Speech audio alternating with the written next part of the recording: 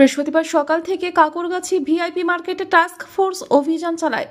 তারা ব্যবসায়ীদের সাথে কথা বলে দাম কমানোর পরামর্শ দেন।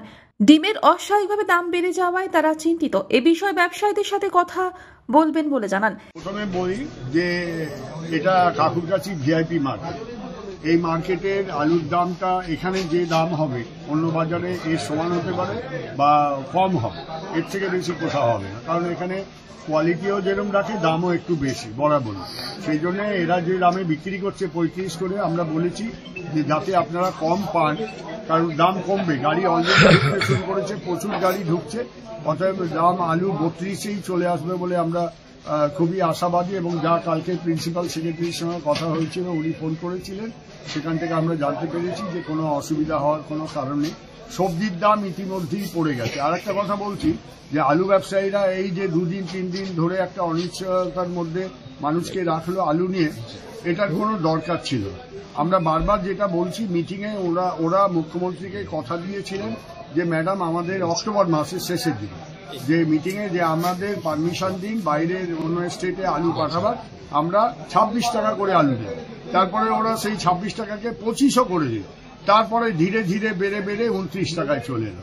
যখন 29 টাকায় চলে এলো, তখন আমরা মিটিংয়ে অনেক বললাম যে আপনারা কথা দিয়ে কথা রাখছেন না। এবং চিন্তার কোনো কারণ নেই। মানুষের কাছে আমাদের আবেদন যে কেউ চিন্তা করবেন না, আমরা আপ্রাণ চেষ্টা করছি। মমতা ব্যানার্জির নির্দেশ অনুযায়ী আমরা করছি, দিদি যা বলছে সেভাবেই আমরা করছি, এবং আলুর দাম যাতে বাজারে স্থিতিশীল থাকে তার জন্য আমরা সচেষ্ট।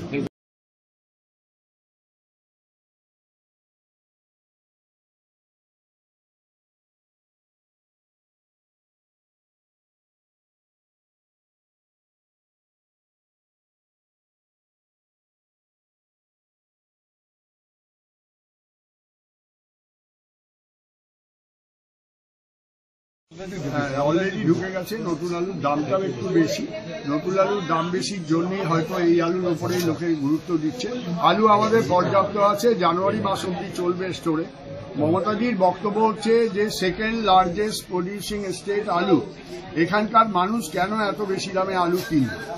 আমার স্টেটের লোক মানুষ কেন ন্যায্য দামে পাবে না, সেইটা নিয়েই বিতর্ক, সেখান নিয়ে এই গোলমাল হয়েছিল। আপাতত ওটা মিটে গেছে, আলু এখন স্থিতিশীল, আর কোনো সমস্যা হবে না বলেই আমরা আশাবাদী। ঠিক আছে। আর ডিমের দামটা নিয়ে আমি বলছি যে এটা একটা আলাদা বিষয়। ডিমের দামটা নিয়ে আমি বলছি যে আমাদের রাজ্যে ডিম, আমরা বাঙালিরা সাধারণত ডিম 1-2 করেই খাই, এটা সর্বজনস্বীকৃত।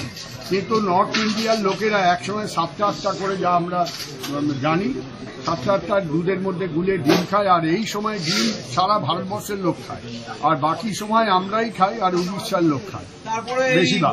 ফলে কারণ কেক খাচ্ছে সবাই, কেকের ডিম লাগছে, মানুষ ডিম খাচ্ছে। এই ডিমের দাম সেই জন্য বেড়ে প্রায় 15 টাকা জোড়া ছিল, এখন 16 টাকা হয়েছে। এই ডিমটা মেনলি আসে উত্তর হায়দ্রাবাদ, তেলেঙ্গানা, ওখান থেকে। সেই ডিম আমাদের রাজ্যেও অনেকটা হয়, এছাড়াও অন্যান্য জায়গার থেকেও আছে।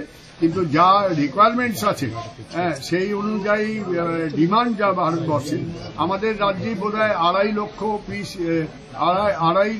এক একটা গাড়িতে 2.5 লক্ষ পিস করে থাকে। এবার আপনারা বুঝুন কতটা লাগতে পারে। ডিম এখন শীতকালে মানুষ অনেক বেশি ব্যবহার করে, সেই জন্য ডিমের আমরা এই ব্যাপারটা এখনো ঢুকিনি। আমরা খোঁজখবর নিয়ে দেখছি ডিমটা নিয়ে কি করা যায় না করা যায়। ডিমের যারা এখানে হোলসেলার আছে তাদের সঙ্গে কথা বলেছি কালকে, আশা করছি। ওরা বলছে যে ডিমের ডিমান্ড বেড়ে গেছে বলে ডিমের দামটা বেশি, এবং বাইরে থেকে যে ডিমটা আসে সেইভাবে কম আসে, যার জন্য ডিমের দামটা এখানে বেশি হয়। আর আমাদের এখানে যেটা প্রোডাকশন হয় সেটা অনেকটা অপর্যাপ্ত, যার রিকোয়ারমেন্ট তার থেকে অনেকটাই কম হয়, অনেকটা পেঁয়াজের মতো। তবুও এখানে এখন প্রোডাকশন বেড়েছে। পোলট্রি ফেডারেশনের মাইতি, ওদের সঙ্গে আমরা কথা বলছি, কি হয় দেখা যাক। আমাদের নেক্সট মিটিংয়ে, টাস্ক ফোর্সের মিটিংয়ে এই বিষয়টাও আলোচনা হবে। ব্যুরো রিপোর্ট, আনন্দ বার্তা।